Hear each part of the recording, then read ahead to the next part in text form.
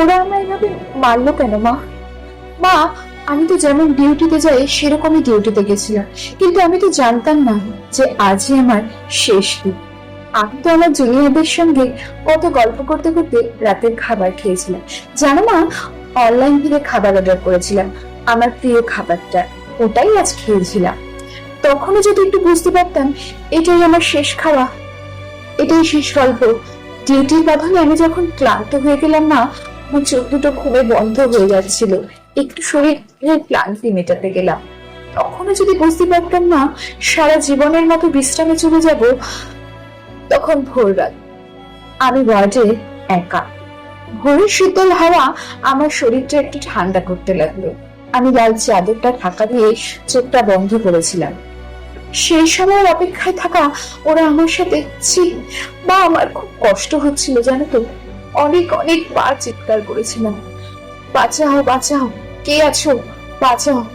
কিন্তু কেউ আমার চিৎকার শোনেনি, আমার আর্তনাদ শুনতে পায়নি। জানো তো মা, ওরা আরো পশুর থেকেও বিচ্ছিরি ব্যবহার করতে লাগলো। আমি ওদের হাতে পায়ে ধরলাম, জানো তো, আমি এটাও বললাম যে আমায় ছেড়ে দাও, দয়া করে ছেড়ে দাও, আমি কাউকে কিচ্ছু বলবো না, আমাকে যেতে দাও। কিন্তু ওরা ওরা আর আমায় তোমার কাছে একবার যাওয়ার সুযোগ দিল না, দিল না তোমার কোলে শেষবারের মতন মাথা রেখে ঘুমাবার, দিল না শেষবার তোমার হাসি মুখটা দেখার সুযোগ, দিল না বাবার স্বপ্নে তার রাজকন্যার বড় ডাক্তার হয়ে ওঠার কাহিনীকে সত্য করতে। আমার গলা টিপে ধরে, নিজেদের সর্বশক্তি দিয়ে আমার গলা টিপে ধরে, জানো মা, আমি অনেক চেষ্টা করেছিলাম বাঁচার, কিন্তু হয়তো আজ ভগবানও চায়নি আমি বেঁচে থাকি। ওই পশুদের শক্তির কাছে আমি হেরে যাই মা, আমার গলার হাড় ভেঙে যায়, ওরা আমায় ওখানেই বিভৎস অবস্থায় ফেলে রেখে চলে যায়, জানো মা।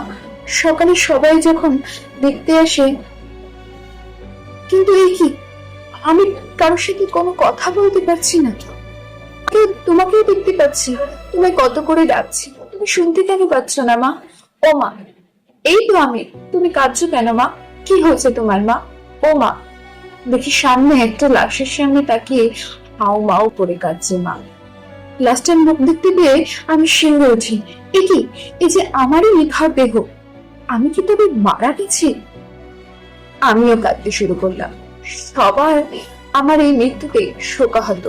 সারা দুনিয়া আমার মেয়ের মৃত্যুর ঘটনা আপাতত জেনে গেছে, সবাই বিদ্রোহ করছে, কিন্তু আমি আমার নিথর দেহের দিকে তাকিয়ে রইলাম। আমার শেষটা তো আরো ভালো হতে পারতো মা। দেখো না, ওরা আমার মুখে দেহে কি বিশ্রী অবস্থা করেছে মা। আমার চিৎকার করতে ইচ্ছা করছে, কিন্তু আমার আওয়াজ যখন কেউ শুনতে পাচ্ছে না। আমি এতগুলো লোকের সামনে চিৎকার করছি, কিন্তু কেউ আমার চিৎকার শুনতে পাচ্ছে না। কেউ না মা, কেউ না। বিচার চাই মা, বিচার চাই।